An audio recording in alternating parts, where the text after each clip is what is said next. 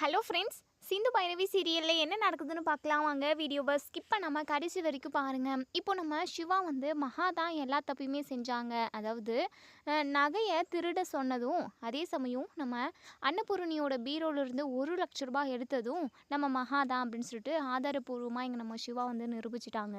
So நம்ம அன்னபூரணி பயங்கர கோவமாக இருக்காங்க. உடனே மகாவை பல்லார்னு ஒரு அறை விடுறாங்க. இங்கே பாரு மகா, சி நீ இப்படி ஒரு கேவலமான வேலையை செய்வேன்னு நான் கொஞ்சம் கூட எதிர்பார்க்கல. இங்கே பாருடி, இதுக்கப்புறம் நீ இந்த வீட்டில் ஒரு நிமிஷம் கூட இருக்கவே கூடாது. அக்கா அக்கா அப்படி மட்டும் சொல்லிடாதக்கா, உன் வாயால் அப்படி ஒரு வார்த்தையை சொல்லிடாதக்கா. நான் உங்கள் கூட தான்க்கா இருப்பேன். தயவு செஞ்சு என்னை வீட்டை விட்டு வெளியே போகணுன்னு மட்டும் சொல்லிடாதீங்கக்கா அப்படின்னு சொல்லிட்டு காலில் விழுந்து கெஞ்சி கதறாங்க. ஆனால் அன்னபூரணி, இங்கே பாரு, அந்த சிந்துக்கு என்ன தண்டனை கொடுத்தனோ அதே தண்டனை தான். ஆனால் நீ இந்த வீட்டு பக்கமே திரும்ப பார்க்கக்கூடாது. இந்த வீட்டுக்கும் உனக்கும் எந்த சம்மந்தமும் கிடையவே கிடையாது. வெளியே போடி அப்படின்னு சொல்லிட்டு ரொம்பவே தரக்குறைவாக பேசிடுறாங்க அன்னபூரணி கோவத்தில். ஸோ மகாவுக்கு வேறு வழி இல்லை, வீட்டை விட்டு போயிடுறாங்க. நம்ம அன்னபூரணி பயங்கர அப்செட்டாக போய் சோஃபா மேலே உட்காந்துக்கிறாங்க. பயங்கரமாக அழுகுறாங்க. உடனே பைரவி இருந்துட்டு, அத்தை நீங்கள் எதுக்காக அத்தை அழுதுகிட்டு இருக்கீங்க? தப்பு செஞ்சவங்களுக்கான தண்டனை நீங்கள் கொடுத்துட்டீங்க. அதை நினச்சி நீங்கள் எதுக்காக ஃபீல் பண்ணி வருத்தப்படணும்? உங்கள் உடம்புக்கு ஏதாவது ஆகிட போகுதுத்த அப்படின்னு சொல்லிட்டு பைரவி சொல்கிறாங்க. அன்னபூரணி இருந்துட்டு, இல்லை பைரவி, ஒவ்வொருத்தரும் செய்கிறத என்னால் இப்போ வரைக்கும் ஏற்றுக்கவே முடியல. இந்த வீட்டில் உள்ள எல்லார் மேலேயுமே நான் நிறைய நம்பிக்கையும் பாசத்தையும் வைக்கிறேன். ஆனால் எல்லாருமே என் முதுகில் குத்துறவங்களாகவே இருக்காங்களே. யாரை நம்புறது யாரை நம்பக்கூடாதுன்னு எனக்கு இப்போ ஒன்றுமே புரியல. மகாவை நான் என் கூட பிறந்த தங்கச்சி மாதிரி தான் பார்த்தேன். அவளுக்கு நான் இன்னும் நிறைய செய்யணுன்னு தான் நினச்சேன். அவளுக்கு இப்போ வரைக்குமே அவளுக்கு தேவையானது எல்லாத்தையுமே ஒவ்வொன்றத்தையும் நான் பார்த்து பார்த்து தான் செஞ்சுக்கிட்டு இருக்கேன். அவளுக்கு மட்டும் இல்லை, இந்த வீட்டில் யாருக்குமே நான் எந்த குறையும் வச்சது கிடையாது. தன்னை சுற்றி உள்ளவங்க எல்லாருமே சந்தோஷமாக இருக்கணும் அப்படின்னு மட்டும்தான் நான் நினச்சிருக்கேன். ஆனால் ஏன் எல்லாருமே எனக்கு மட்டும் நம்பிக்கை துரோகம் பண்ணுறாங்க? நான் நம்பினவங்க யாருமே எனக்கு உண்மையாக இருக்க மாட்டேங்கிறாங்களே அப்படின்னு சொல்லிட்டு அன்னபூரணி பயங்கரமாக அழுகுறாங்க. உடனே இங்கே நம்ம ஆறுமுகமும் சிவாவும் வராங்க. ஆறுமுகம் இருந்துட்டு, அம்மா ப்ளீஸ்மா, நடந்ததை நினச்சி நீங்கள் அழுகாதீங்க. ஏதோ கெட்ட காலம் நம்ம வீட்டுக்கு ஒன்று மாற்றினா ஒன்று ஏதாவது ஒரு பிரச்சனை வந்துக்கிட்டே இருக்குது. நீங்கள் இதெல்லாம் நினச்சி கவலைப்பட்டீங்க அப்படின்னா உங்கள் உடம்புக்கு ஏதாவது ஒன்று ஆகிடும்மா. உங்களுக்கு ஏதாவது ஒன்று ஆச்சுன்னா நாங்கள் எல்லாருமே எப்படிம்மா சந்தோஷமாக இருக்க முடியும்? நீங்கள் தான்ம்மா எங்களுக்கு எல்லாமே அப்படின்ற மாதிரி ஆறுமுகம் சொல்கிறாங்க. ஸோ சிவாவுமே, ஆமாம் பெரியம்மா, ஆறுமுகம் சொல்கிறது 100க்கு 100 உண்மை. இங்கே பாருங்கள் பெரியம்மா, தயவு செஞ்சு நீங்கள் நடந்ததை நினச்சி ஃபீல் பண்ணாதீங்க. சிவா, இங்கே பாரியா, உன் அம்மாவை வீட்டை விட்டு வெளியே அனுப்பிட்டேன்னு சொல்லிட்டு என் மேலே உனக்கு கோவமாயா அப்படின்னு சொல்லிட்டு கேட்குறாங்க. சிவா இருந்துட்டு, இங்கே பாருங்கள் பெரியம்மா, என் அம்மான்னு சொல்லிட்டு உங்கள் வாயால் நீங்கள் அந்த வார்த்தையை சொல்லவே சொல்லாதீங்க. எனக்கு அம்மா அப்பான்னு எல்லாருமே நீங்கள் மட்டும்தான். நீங்கள் தான் நான் கும்பிட்ற சாமி. உங்களை தான் நான் கடவுள் போல் நம்புகிறேன். தயவு செஞ்சு இன்னொரு டைமு அவங்க என் அம்மான்னு சொல்லிட்டு நீங்கள் சொல்லாதீங்க. அவங்க வயத்தில் ஏன் நான் பிறந்தேன்னு சொல்லிட்டு இப்போ வரைக்குமே யோசித்து நான் ரொம்ப ஃபீல் பண்ணுறேன் இந்த நிமிஷம். நான் போன ஜென்மத்தில் ஏதோ ஒரு பாவம் பண்ணியிருக்கேன் பெரியம்மா. அதான் இப்படி ஒருத்தவங்களுக்கு நான் பிள்ளையாக பிறந்திருக்கேன். ஏன் பெரியம்மா, நான் உங்கள் வயிற்றில் பிறக்கலை அப்படின்னு சொல்லிட்டு உடனே நம்ம அன்னபூரணி இருந்துட்டு, இங்கே பாரு சிவா, நீ அப்படிலாம் பேசாதியா. இங்கே பாரு, நான் உனக்கு அம்மா தான்யா. நீ என் வயிற்றில் பிறக்கலனா என்ன? நான் உன்னை என் பெத்த பிள்ளையாக தான் ஏன் நினைக்கிறேன். நீ எதுக்காகவும் கண் கலங்கக்கூடாதியா. நீ எப்போவுமே சந்தோஷமாக இருக்கணும். என்ன ஒன்று, ஒரே ஒரு வருத்தம்தான், தன்னோட அம்மாவை தன்னோட விருப்பம் இல்லாமல் வீட்டை விட்டு வெளியே அனுப்பிட்டேன் அப்படின்ற ஒரு நினப்பு மட்டும் உனக்குள்ளே வந்துடக்கூடாதுயா. அதுக்காக தான் நான் உங்ககிட்ட கேட்டேன். என்ன பெரியமாக பேசுகிறீங்க? தப்பு செஞ்சவங்க தண்டனை அனுபவிக்கிறாங்க. அதில் எனக்கு எந்த ஒரு வருத்தமும் இல்லை பெரியம்மா. நீங்கள் அதை நினச்செல்லாம் கவலைப்படாதீங்க. அதே சமயம் மகான்னு ஒருத்தவங்க இந்த வீட்டில் இருந்தால் தான் நீங்கள் யோசிச்சு கூட பார்க்காதீங்க. அவங்க அப்படி ஒருத்தவங்க நம்ம வீட்டில் இல்லவே இல்லைன்ற மாதிரி நீங்கள் யோசிங்க பெரியம்மா. மற்றபடி நான் எனக்கு என்ன சொல்கிறதுனே எனக்கு ஒன்றுமே புரியவே இல்லை. எவ்வளோ பெரிய வேலையை செஞ்சுருக்காங்க. சிசிடிவி ஃபுட்டேஜோட ஒயரை கட் பண்ணி எஸ்ஐகி மூலமாக நகையை திருடி அதுக்கப்புறம் சிந்து மேலே பழிய போட்டு என்னெல்லாம் பண்ணிட்டாங்க. நினைக்கவே எனக்கு கருவெறுப்பாக இருக்குது. அது மட்டும் இல்லாமல் தப்பு செஞ்ச எஸ்ஐக்கியை காப்பாற்றணும்னு சொல்லிட்டு உங்களுக்கு தெரியாமல் உங்கள் பீரோவில் உள்ள பணத்தை யாருக்கும் தெரியாமல் திருடி எடுத்துகிட்டு போயிட்டு எஸ்ஐக்கி காப்பாற்றணும்னு நினச்சிருக்காங்க. எல்லாரை விடவும் அவங்களுக்கு அவங்களோட சுயநலம் தான் முக்கியமாக போயிடுச்சு. நம்ம பண்ணுற தப்பால் மற்றவங்க பாதிக்கப்படுறாங்கன்னு சொல்லிட்டு ஒரு நிமிஷம் கூட அம்மா யோசிக்கவே இல்லைல்ல. அதெல்லாம் நினைச்சு பார்க்கவே எனக்கு ரொம்ப ரொம்ப கஷ்டமாக இருக்குது பிரியமா அப்படின்னு சொல்லிட்டு சிவா வந்து சொல்கிறாங்க. இங்கே பாரியா சிவா, நீ எதையும் நினச்சி கவலைப்படாதியா. உனக்கு அம்மாவுக்கு அம்மாவா, அப்பாவுக்கு அப்பாவா, எல்லாமாவும் நான் உனக்கு இருப்பேன்யா. நீ வருத்தப்படாதியா. சரி பிரியம்மா, நான் வருத்தப்படலை. நீங்கள் நடந்த நினச்சி கவலைப்படாமல் இருந்தீங்க அப்படின்னாவே எனக்கு போதும் அப்படின்னு சொல்கிறாங்க. உடனேங்க நம்ம அன்னபூரணி இருந்துட்டு, இங்கே பாரியா சிவா, என்னால் இதெல்லாம் மறக்க முடியலையா. நான் மறக்கணும் அப்படின்னா எனக்காக நீ ஒரு விஷயத்த செய்வியாயா அப்படின்னு சொல்லி கேட்குறாங்க. சொல்லுங்கள் பிரியம்மா, உங்களுக்காக நான் என்ன வேணாலும் செய்ய தயாராக இருக்கேன் அப்படின்னு சொல்லவும், உடனேங்க அன்னபூரணி இதான் சாக்குன்னு சொல்லிட்டு நம்ம சிவா கிட்ட ஒரு முக்கியமான விஷயத்த கேட்குறாங்க. என்னன்னா, ஏற்கனவே நம்ம அதாவது ஸ்வாதி கிட்ட வாக்கு கொடுத்துருப்பாங்க. கண்டிப்பாக எப்படியாவது சிவாவை உன்னோட கழுத்தில் நான் தாலி கட்ட வைக்கிறேன் அப்படிங்கிற மாதிரி. ஸோ இப்போ நம்ம அவன்கிட்ட கேட்டால் தான், இந்த மாதிரி சமயத்தில் கேட்குறப்ப தான் அவன் நமக்கு ஏதாவது வாக்கு கொடுப்பான். கண்டிப்பாக நம்ம ஆசைப்படுறத நிறைவேற்றி வைப்பான் அப்படிங்கிற மாதிரிலாம் யோசிக்கிறாங்க. உடனே இங்கே நம்ம சிவா இருந்துட்டு, என்ன பிரியம்மா ஏதோ பலமாக யோசிச்சுக்கிட்டே இருக்கீங்க, என்னன்னு சொல்லுங்கள் பிரியம்மா, உங்களோட ஆசை என்னன்னு என்கிட்ட சொல்லுங்கள் பிரியம்மா, கண்டிப்பாக நான் எப்பாடுபட்டாவது அதை நான் நிறைவேற்றி வைப்பேன் அப்படின்னு சொல்லிட்டு நம்ம சிவா வந்து சொல்கிறாங்க. ஸோ உடனே எங்கள் அன்னபூரணி இருந்துட்டு, எங்கள் பாரியா சிவா, சுற்றி வளைச்செல்லாம் எனக்கு பேச தெரியாது, டைரெக்டாக நான் உங்ககிட்ட விஷயத்த சொல்கிறேன். அதான் பிரியம்மா சொல்லுங்கள். இல்லையா, வீட்டில் என்னென்னமோ நடந்து போச்சு. இத்தனை நாளாக, இத்தனை வருஷமாக கூடவே இருந்த மகா என்னை விட்டுட்டு போயிட்டா. அது மட்டும் இல்லாமல் எனக்கு நம்பிக்கை துரோகம் செஞ்சுட்டு போயிட்டா. இதை எல்லாத்தையுமே நம்ம மறக்கணும் அப்படின்னா நம்ம வீட்டில் ஒரு நல்ல காரியம் நடக்கணும் ஐயா, நல்ல விசேஷம் நடக்கணும் அப்படின்னு சொல்லிட்டு. என்ன பிரியமா பேசுகிறீங்க, எனக்கு ஒன்றும் புரியல, என்ன விசேஷம் நடக்கணும்னு நினைக்கிறீங்க நீங்கள் அப்படின்னு சொல்லிட்டு. இல்லையா, நான் நான் எல்லார் மேலேயுமே அந்த சிந்துவை கூட தான் சொல்கிறேன். சிந்து மேலே நான் எம்பிட்டு பாசம் வச்சுருந்தேன், எவ்வளோ அன்பாக நடந்துக்கிட்டேன், அவளுக்கு வேணுன்றதெல்லாம் ஒவ்வொன்றா நான் பார்த்து பார்த்து செஞ்சேன் இல்லையா, அது உனக்கே தெரியும். அவளுமே எனக்கு நம்பிக்கை துரோகம் பண்ணிட்டா, அதே மாதிரி இந்த மகாவும் எனக்கு நம்பிக்கை துரோகம் செஞ்சுட்டா. இப்படி ஒவ்வொருத்தராக நம்பிக்கை துரோகம் பண்ணிக்கிட்டே இருக்காங்க. இதை எல்லாத்தையுமே என் மனசு ஏற்றுக்கவே மாட்டேங்குது. இது எல்லாத்துலேருந்து நான் மீண்டு வரணும் அப்படின்னா நான் சொல்கிறத நீ கேட்கணும். ஸ்வாதி கழுத்தில் நீ இப்போவே இந்த நிமிஷமே தாலி கட்டணும் அப்படின்னு சொல்கிறாங்க. ஸோ இதை கேட்ட இங்கே நம்ம சிவா பயங்கரமாக ஷாக் ஆகுறாங்க. சிவாவுக்கு மட்டும் கிடையாது, நம்ம பைரவி, ஆறுமுகம், அதுக்கப்புறம் சிந்து, இவங்க எல்லாமே பயங்கரமாக ஷாக் ஆகுறாங்க. ஸ்வாதிக்குமே சிவா கூட ஒன்று சேர்ந்து வாழணும், புருஷன் பொண்டாட்டியாக இருக்கணும், கடைசி வரைக்கும் 2 பேருமே ஒன்றா ட்ராவல் பண்ணணுன்னெல்லாம் ஆசை நிறையவே இருக்குது.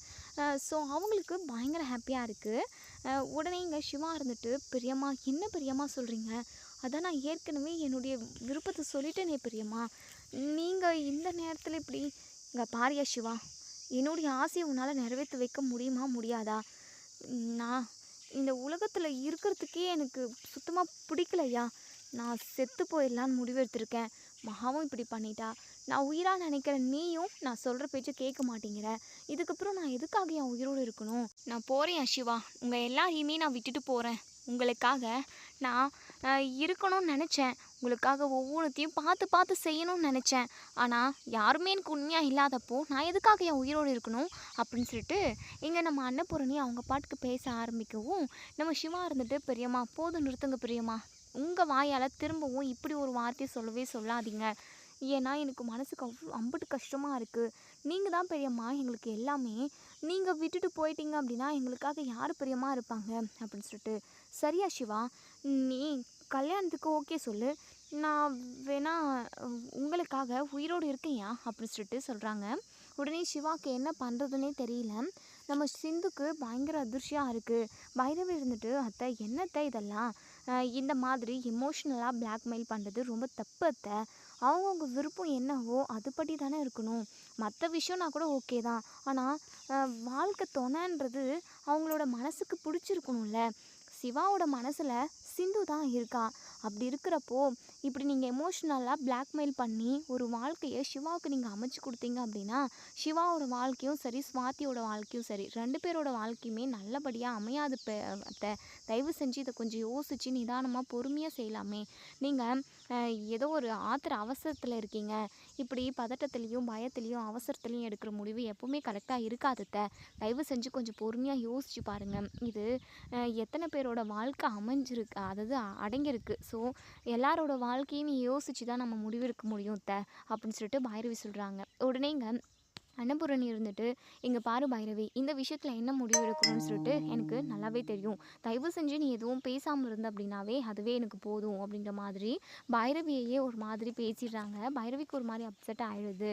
இங்கே சிந்து இருந்துட்டு அன்னபூரணியோட காலில் விழுந்து, "ஐயோ அத்தை, நான் என்னத்தை உங்களுக்கு துரோகம் பண்ணேன்? நான் ஏதோ அதாவது சிவா மேலே இருக்கிற ஆசையினாலையும் பாசத்தினாலையும் காதல்னாலையும் அன்னைக்கு பொய் சொல்லி நான் கல்யாணம் பண்ணிக்கணும்னு நினச்சேன். பொய் சொல்லி கல்யாணம் பண்ணிக்கிட்டேன். அது மிகப்பெரிய தப்பு தான். அதுக்கான தண்டனை நீங்கள் என்ன கொடுத்தாலும் நான் இப்போ கூட ஏற்றுக்கிறேன்னு தானே சொல்கிறேன். ஆனால் டாக்டரை மட்டும் என்கிட்டேருந்து பிரிச்சிடாதீங்க அத்தை. தயவு செஞ்சு நான் சொல்கிறத கேளுங்க அத்தை. என் மனசு ஃபுல்லாக என் உடம்புல ஓடுற ரத்தம் ஃபுல்லாகவே சிவா டாக்டர் மட்டும்தான் இருக்கார். தயவு செஞ்சு டாக்டர்கிட்டேருந்து என்னை பிரிச்சிடாதீங்க அத்தை. அவர் தான் என் உயிர். அவர் தான் எனக்கு எல்லாமே. தயவு செஞ்சு எங்கள் 2 பேரையும் ஒன்று சேர்த்து வைங்க அத்தை. ப்ளீஸ் அத்தை, நான் செஞ்ச தப்புக்கான தண்டனையை நீங்கள் கொடுங்க அத்தை. உங்கள் காலில் கூட விழுந்து மன்னிப்பு கேட்குறேன். என்னை மன்னிச்சிருங்க அத்தை, ப்ளீஸ் அத்தை அப்படின்னு சொல்லிட்டு சிந்து பயங்கரமாக அழுது வந்து கதறாங்க. ஸோ அன்னபூரணிக்கு கொஞ்சம் கூட இறக்கமே வரவே இல்லை. "ஏய் போடி அந்த பக்கம்" அப்படின்னு சொல்லிட்டு நூக்கி விட்டுடுறாங்க. நம்ம சிந்து பயங்கரமாக கதறி கதறி அழுகுறாங்க. உடனேங்க நம்ம சிவா இருந்துட்டு, "பிரியம்மா, நான் சொல்கிறத ஒரு நிமிஷம் இங்கே பாரு சிவா. நான் உசுரோடு இருக்கிறதும் இல்லை செத்து போகிறதும் இது 2மே உன் கையில் தான் இருக்குது. நீ எடுக்கிற முடிவில் தான் இருக்குது. எதுவாக இருந்தாலும் எந்த முடிவாக இருந்தாலும் எனக்கு இப்போவே சொல்லு. எனக்கு உயிர் வாழ்கிறதுக்கே பிடிக்கல." அப்படிங்கிற மாதிரியெல்லாம் பிளாக்மெயில் பண்ணிக்கிட்டு இருக்காங்க. ஆறுமுகம் இருந்துட்டு சொல்கிறாங்க, "அம்மா, இதெல்லாம் ரொம்ப தப்பாக தோணுதுமா எனக்கு. ஆறுமுகம், நீ சும்மா இரு ஆறுமுகம், நீயும் எதுவும் பேசாத" அப்படின்னு சொல்லிடுறாங்க. ஸோ இப்படி பேசிக்கிட்டு இருக்க டைம்லேயே நம்ம சிந்துக்கும் மயக்கம் வந்துடுது. மயங்கி கீழே விழுந்துடுறாங்க. உடனே நம்ம சிவா ரொம்பவே பதட்டமாக ஆதங்கமாக போய் சிந்துன்னு சொல்லிட்டு சிந்துவை தன்னோட மடி மேலே போட்டுக்கிட்டு, "என்னாச்சு ஏதாச்சுன்னு?" சொல்லிட்டு ரொம்பவே பதட்டமாக, "எந்திரி சிந்து, எந்திரி சிந்து" அப்படின்னு சொல்லிட்டு பதட்டத்தில் தான் டாக்டர்ன்றதவே மறந்துடுறாங்க நம்ம சிவா. ஆறுமுகம், "சிவா, சிந்துக்கு என்ன ஆச்சுன்னே தெரியல, தண்ணி கொண்டு வா போ" அப்படின்னு சொல்லிட்டு உடனே நம்ம ஆறுமுகம் ஓடி போய் கிச்சனில் இருந்து தண்ணி கொண்டு வராங்க. தண்ணியை முகத்தில் தெளிக்கிறாங்க. இருந்தும் நம்ம சிந்து வந்து எந்திரிக்கவே இல்லை. நம்ம சிவாவுக்கு ரொம்பவே பதட்டமாக இருக்குது. கையை பிடிச்சி பார்க்குறாங்க. நாடி துடிப்பும் இருக்கே அப்படின்னு சொல்லிட்டு, என்னவா இருக்கும், எதுக்காக மயங்கி விழுந்திருப்பா, ஒருவேளை சாப்பிடாம இருந்திருப்பாளோ. சரி நம்ம லேடி டாக்டருக்கு கால் பண்ணி வர சொல்லுவோம். நமக்கு தெரிஞ்ச வரைக்கும் நம்ம ஹாஸ்பிட்டலுக்கு போனால் தான் ட்ரீட்மெண்ட்டே பண்ண முடியும். நாடி துடிப்பு எல்லாமே இருக்குது. என்ன பிரச்சனைன்னு ஒன்றும் தெரியல. சரி, நம்ம பதட்டத்தில் இருக்கிறதுனால கரெக்டாக ட்ரீட்மெண்ட் பார்க்க மாட்டோம். உடனே நம்ம டாக்டருக்கு கால் பண்ணுவோம் அப்படின்னு சொல்லிட்டு தன்னோட ஹாஸ்பிட்டலில் உள்ள லேடி டாக்டருக்கு கால் பண்ணி வீட்டுக்கே வர சொல்கிறாங்க. ஸோ அதுக்கான திங்ஸ் எல்லாம் எடுத்துக்கிட்டு வர சொல்கிறாங்க. ஸோ அவங்களுமே வந்துடுறாங்க. பாருங்கள் என்னாச்சுன்னு செக் பண்ணுங்கள், எதுக்காக மயக்கம் போட்டிருக்காங்கன்னு செக் பண்ணுங்கள் அப்படின்னு சொல்லிட்டு செக் பண்ணி பார்த்ததில் இங்கே நம்ம அதாவது சிந்து வந்து ப்ரெக்னெண்ட்டாக இருக்கிறதா அந்த லேடி டாக்டர் வந்து சொல்கிறாங்க. இதை கேட்ட இங்கே நம்ம சிவா பயங்கரமாக சந்தோஷப்படுறாங்க. "என்ன டாக்டர் சொல்கிறீங்க சார், உங்களுக்கு தெரியாததா?" "இல்லைம்மா, எனக்கு ஒரு பதட்டத்தில் எனக்கு என்ன பண்ணுறது, என்ன ட்ரீட்மெண்ட் பண்ணுறதுன்னு கூட எனக்கு ஒன்றுமே புரியல. சிந்துக்கு என்ன ஆயிடுச்சோன்ற ஒரு பதட்டம் மட்டும்தான் என் மனசு ஃபுல்லாகவே இருந்தது. ஆனால் நீ இவ்வளோ பெரிய நல்ல விஷயத்த சொல்லியிருக்க. தண்ணி போட்டு கூட சிந்து எந்திரிக்கவே இல்லையே" அப்படின்னு சொல்லிட்டு, காலையிலேருந்து சாப்பிடாம இருந்திருப்பாங்க போல். அதான் ரொம்ப மயக்கம் போட்டுட்ருக்காங்க. அவங்களுக்கு ஜூஸு இல்லை ஏதாவது ஒரு ஆதாரம் கொடுத்தீங்க அப்படின்னா அவங்க எந்திரிச்சிருவாங்க சார். இது நம்ம பயப்பட வேண்டிய எந்த ஒரு அவசியமும் கிடையாது. அவங்க ப்ரெக்னெண்ட்டாக இருக்காங்க, அவ்வளோதான் அப்படின்னு சொல்லிட்டு. இதை கேட்ட இங்கே நம்ம சிவா பயங்கரமாக சந்தோஷப்படுறாங்க. ஆனால் நம்ம ஸ்வாதி, அதுக்கப்புறம் அன்னபூரணி, ஸ்வாதியோட அப்பா அம்மா இவங்க எல்லாருக்குமே பயங்கர ஷாக். அதிர்ச்சியில் பார்த்துக்கிட்டு இருக்காங்க. உடனே அன்னபூரணி அந்த டாக்டர்கிட்ட வந்து, "என்னம்மா நீ வாய்க்கு வந்தபடியெல்லாம் சொல்கிற, சிவாவும் சிந்துவும் எப்போவோ பிரிஞ்சுட்டாங்க. அப்படி இருக்கிறப்போ அந்த சிந்து எப்படி ப்ரெக்னெண்ட்டாக இருக்க முடியும், அதுக்கு வாய்ப்பே இல்லையே, என்ன எல்லாம் பேசி வச்சுக்கிட்டு நாடகம் நடிக்கிறீங்களா" அப்படின்னு சொல்லிட்டு. "ஐயோ அம்மா, உண்மையாகவே சிந்து மேடம் ப்ரெக்னெண்ட்டாக தான் இருக்காங்க. நீங்கள் என்கிட்ட செக் பண்ணது பொய் அப்படின்னு நீங்கள் நினச்சிங்க அப்படின்னா, நீங்கள் எந்த இடத்துக்கு கூட்டிகிட்டு போயிட்டு டெஸ்ட் பண்ணி பார்த்தாலும் கண்டிப்பாக இவங்க ப்ரெக்னெண்ட்டாக இருக்காங்கன்னு தான் சொல்லுவாங்க. ஏன்னா நான் உண்மையை தானே சொல்லியிருக்கேன்" அப்படின்னு சொல்லிட்டு அங்கேருந்து டாக்டர் வந்து போயிடுறாங்க. ஸோ சிந்துவுமே கொஞ்ச நேரத்தில் எந்திரிச்சுறாங்க. டாக்டரே என்னாச்சு டாக்டரே அப்படின்னு சொல்லி கேட்கவும், சிந்து நீ கர்ப்பமாக இருக்க அப்படின்னு சொல்லிட்டு இதை கேட்ட இங்கே நம்ம சிந்து ரொம்பவே சந்தோஷப்படுறாங்க. உடனே இங்கே நம்ம அன்னபூரணி சிந்துவோட தலைமுடியை பிடிச்சிக்கிட்டு, ஏய் எந்திர்றி, நீ கர்ப்பமாக இருக்கிறதெல்லாம் உண்மைன்னு எடுத்துக்கிட்டாலுமே அந்த அந்த குழந்தைக்கு அப்பா யாருடி அப்படின்னு சொல்லி கேட்குறாங்க. உடனே சிந்து பயங்கரமாக அதிர்ச்சி ஆகுறாங்க.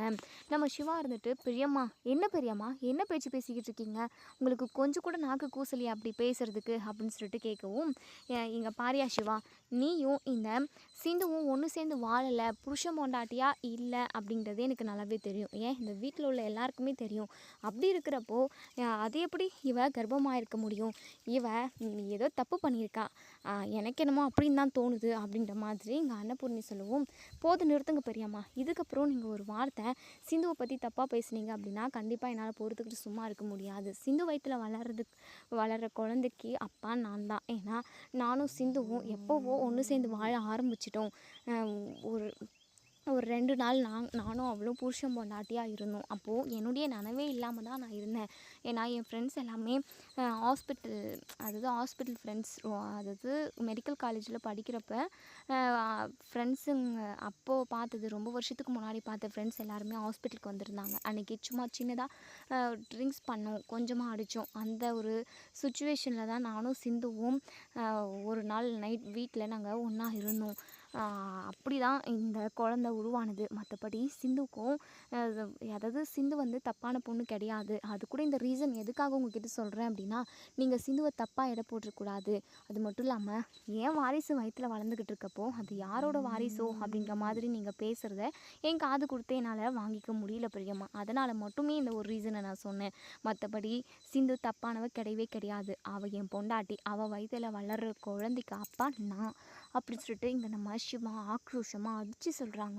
ஸோ இங்கே அன்னபூர்ணி பயங்கரமாக ஷாக் ஆகுறாங்க. உடனே சுவாதி இருந்துட்டு பயங்கர அதிர்ச்சியாக, சிவா என்ன சிவா இதெல்லாம், அன்னபூரணி ஆண்டி என்ன சொல்கிறாங்களோ அதை தானே நீ கேட்ப, ஆனால் அவங்களுக்கு எதிராக நீங்கள் என்னென்னமோ பண்ணிக்கிட்டு இருக்கீங்க சிவா, இதெல்லாம் கொஞ்சம் கூட சரியில்லை. எனக்கு என்னமோ அன்னபூரணி ஆண்டி சொல்கிற மாதிரி சிந்து வயிற்றில் வளர்கிற குழந்தை வேறு யாரோட இது தான் நினைக்கிறேன். அது உன்னுடைய குழந்தை கிடையாது சிவா.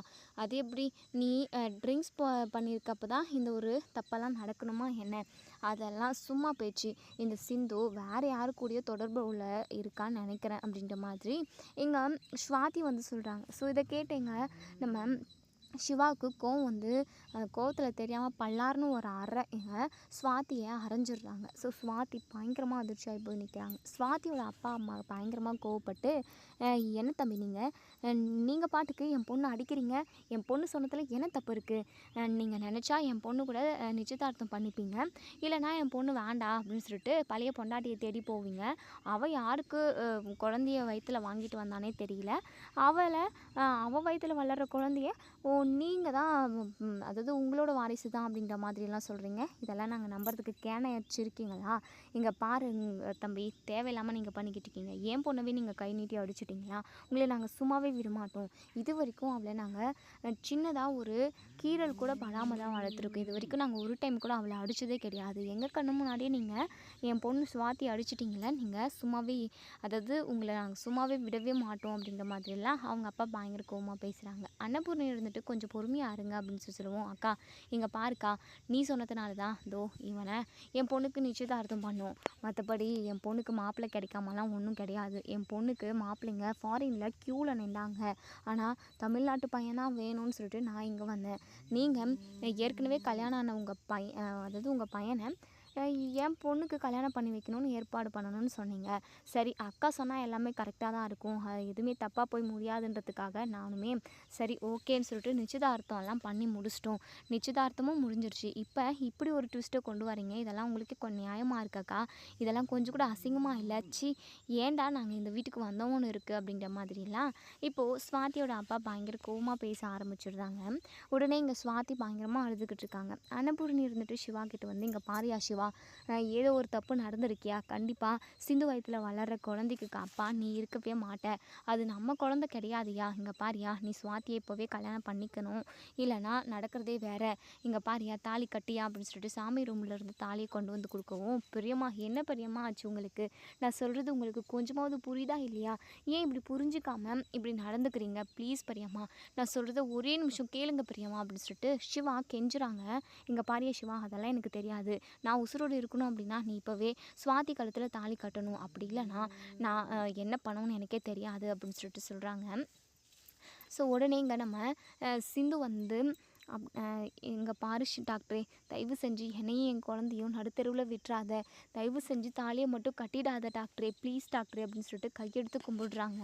உடனே சுவாதி இருந்துட்டு, எங்கள் பாரு சிவா, அதான் அன்னபூர்ணி ஆண்டி சொல்லிட்டாங்கல்ல, அவங்க பேச்சை நீ என்றைக்குமே மீற மாட்டேன்னு சொல்லிட்டு வார்த்தைக்கு வார்த்தை சொல்லிக்கிட்டே இருப்பாங்க. நீங்கள் உடனே என் கழுத்தில் தாலி கட்டுங்க, இந்த சிந்துவை வீட்டை விட்டு நம்ம துரத்திடுவோம் அப்படின்னு சொல்லிட்டு. உடனே சிவா இருந்துட்டு, என்ன சுவாதி, உனக்கு கொஞ்சம் கூட மனசாட்சி இல்லையா? நீயும் ஒரு பொண்ணு தானே, உனக்கு இப்படி ஒரு சுச்சுவேஷன் வந்திருந்தது அப்படின்னா உனக்கு எவ்வளோ பெரிய வழியாக இருந்திருக்கும். இதை ஃபேஸ் பண்ணுறதுக்கு நீ எவ்வளோக்கு தடுமாறிப்ப, எவ்வளோ கஷ்டப்பட்டிருப்ப. ஆனால் கொஞ்சம் கூட அதெல்லாம் எதுவுமே புரிஞ்சுக்காம நீ பாட்டுக்கு உன்னுடையது தான், அதாவது உன்னுடைய சுயநலம் தான் முக்கியம் அப்படின்னு சொல்லிட்டு இப்படியெல்லாம் பேசிக்கிட்டு இருக்கிறது ரொம்ப தப்பு. நீ வேற ஒருத்தனை கல்யாணம் பண்ணிக்கிட்டு சந்தோஷமாக இருக்கலாம், ஆனால் நான் ஏற்கனவே கல்யாணம் ஆனவன், எனக்கு இப்போ குழந்தை பிறக்க போகுது. அப்படி இருக்கிறப்போ என்னை கட்டாயப்படுத்தி கல்யாணம் பண்ணிக்கணும்னு நீ நினைக்கிறியே, இதெல்லாம் கொஞ்சமாவது நியாயமாக இருக்கா அப்படின்னு சொல்லிட்டு. உடனே இங்கே நம்ம அன்னபூரணி இருந்துட்டு, எங்கள் பாரு சிவா, நான் சொல்கிற பேச்சு கேட்கல அப்படின்னா நான் இப்போவே கையை எடுத்துக்கிட்டு செத்துருவோம் அப்படின்னு சொல்லிட்டு ஒரு சூரி கத்தியை எடுத்து கையில் வச்சுக்கிறாங்க. ஐயோ பெரியம்மா, ப்ளீஸ் பெரியம்மா, நான் சொல்கிறத கொஞ்சம் புரிஞ்சுக்கோங்க பெரியம்மா, ஏன் பெரியம்மா இப்படி குழந்தை மாதிரி அடம் பிடிக்கிறீங்க அப்படின்னு சொல்லிட்டு. உடனே இங்கே நம்ம ஆறுமுகம் மேலே கருப்பு சாமி வந்து, அதாவது இறங்கி அருள் வந்துடுது. ஸோ ஆறுமுகம், ஏய் நான் கருப்பாக வந்திருக்கேன் அப்படின்னு சொல்லிட்டு பயங்கர சத்தமாக அப்படியே சொல்கிறாங்க. ஸோ நம்ம ஆறுமுகம் இப்படி ஒரு வாய்ஸில், ஒரு கரரான வாய்ஸில் சத்தமாக கருப்பு சாமி மாதிரி பேசவும், உடனே ஒட்டுமொத்த குடும்பமே அப்படி ஆடி போய் நின்றுறாங்க. உடனே அன்னபூரணி வந்து, சுவாமி, என்ன சுவாமி திடீர்னு இப்போ வந்து நிற்கிறீங்க? பின்ன நீங்கள் அநியாயம் பண்ணிக்கிட்டு இருந்தீங்க அப்படின்னா நான் அதை பார்த்துக்கிட்டு சும்மா இருப்பேனா? இங்கே பாருங்கள், என் பிள்ளை சிந்துக்கு நல்லது நடக்கணும், என் பிள்ளை சிந்து மட்டும் பாதிக்கப்பட்டா அப்படின்னா அவ்வளோதான். சிந்து ரொம்ப ரொம்ப நல்ல பொண்ணு, இது வரைக்கும் யாருக்கும் எந்த ஒரு சின்ன துரோகம் கூட நினைக்காதவ, அப்படிப்பட்டவளுக்கு இப்படி ஒரு சோதனையா? இவ்வளோ பெரிய சோதனையை அந்த கடவுள் அவளுக்கு கொடுத்துருக்கலாம், அது சோதிக்கிறதுக்காக மட்டுமே. மற்றபடி சிந்துவை நான் கைவிட்டவே மாட்டேன். அவளுக்கான வாழ்க்கை அவளுக்கு கிடைச்சாகணும். சிந்துவோட வயிற்றில் வளர்கிற குழந்தைக்கு அப்பா சிவா தான். சிவாவும் சிந்துவும் தான் ஒன்று சேர்ந்து வாழணும். தேவையில்லாமல் அவங்க 2 பேரோட வாழ்க்கை கெடுக்கணும்னு நினச்ச அப்படின்னா கண்டிப்பாக எதுவுமே இங்கே நல்லா இருக்காது. எல்லாமே வேறு மாதிரி மாறிடும். நான் மாற்றிடுவேன்.